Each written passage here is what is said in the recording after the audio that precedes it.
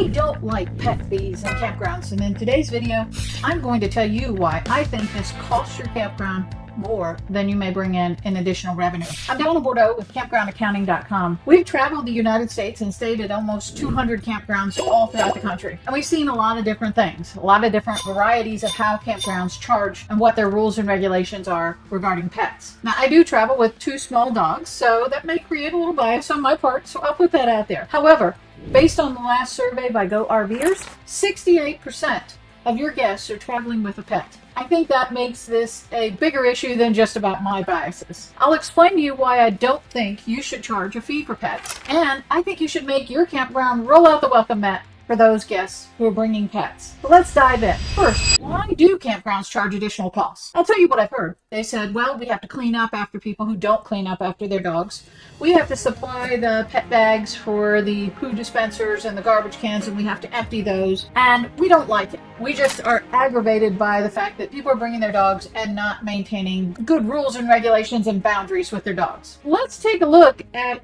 your side from a campground owner's perspective and really judge, are you helping your guests make sure they do clean up after themselves? Now, Disney has an old rule. They say no more than 30 feet without a trash can. All right? Are you in compliance with that? Are you giving people ample opportunity to pick up and encouraging them to pick up after their pets and throwing those bags away in the trash? Also, I've heard about the cost of the bags and the containers. I, for one, barely ever use the bags provided by the campground. As pet owners, most people are traveling with those bags. We got them attached right to the leash. Most people with good etiquette for their dogs are doing the same thing. Now, I know there are some people who don't have good doggy etiquette, but your fee is not going to fix that. In fact, it may tell those guests, hey, I don't have to clean up because I already paid the fee, so you can do the cleanup for me. So that may be hurting you and making things worse as well. Another thing I'll message you with is that in me bringing my own dog bags with me, many times I've gone by those dispensers and seen them empty. So again, are you encouraging people not to clean up after their pet if they were depending on the fact that you might have the bags there? Another thing. Do you have extra amenities? Is that why you're charging? Do you have a dog park? Well, even if you have a dog park, in most cases that I've seen, a dog park is stuck in an area where you can't do anything else. It's not taking up prime real estate where a site could be. And next, it is not usually stocked to the hill. It's usually a fenced-in area with maybe some grass. I don't usually see big amenities with, the canine trails for the dogs to jump through the hoops and play and all that. I rarely, honestly, even see a bench or some shade for me as the owner to sit. So I don't get a whole lot of use out of most dog parks because they're not encouraging me as the mama of the pets to come to them.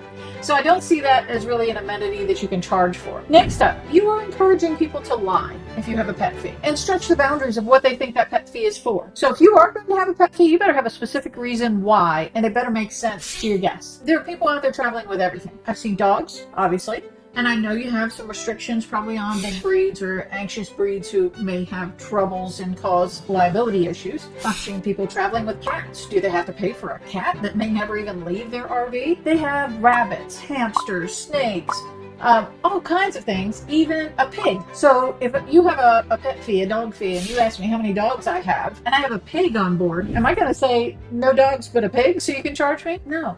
And a lot of people, if they're aware that you're going to charge this fee up front, will just tell you they don't have any. Are you going to be the dog police, the pet police, and run around and check how many dogs they're bringing in and out? Okay, so it's probably just causing a rift that it doesn't need to. Next, it will also cause bad reviews. We know that campground owners depend on reviews because people have to post out there and tell their friends in the community what your park is like. You want to encourage good reviews. Now, I know they're not all going to be good, and we've had videos. Go check out our videos where we roast some bad reviews. You should always respond to a review, whether it is encouraging a behavior and saying thank you, or if somebody had a bad experience, you want to respond. A tip from the other video, and go check this one out. You're not responding to the person who wrote the review. You're responding to everybody else who is reading that review. Okay? Next, I encourage you to welcome dogs at your park. Have extra things that people can spend money on their dogs for. Do you have in your store, do you have some old bandanas, some cute pet gear, some common things? Do you sell the doggy bag dispensers and doggy bags or a leash in your store? And if you have ice cream, don't forget the Frosty Paws. You make it a big treat. Make it a Frosty Paws Friday and have an event at the dog park. There are all kinds of ways that you can maximize your revenue without creating a rift with your guests. So if you have a pet fee, I encourage you to reevaluate why and how it helps you, or if it helps you.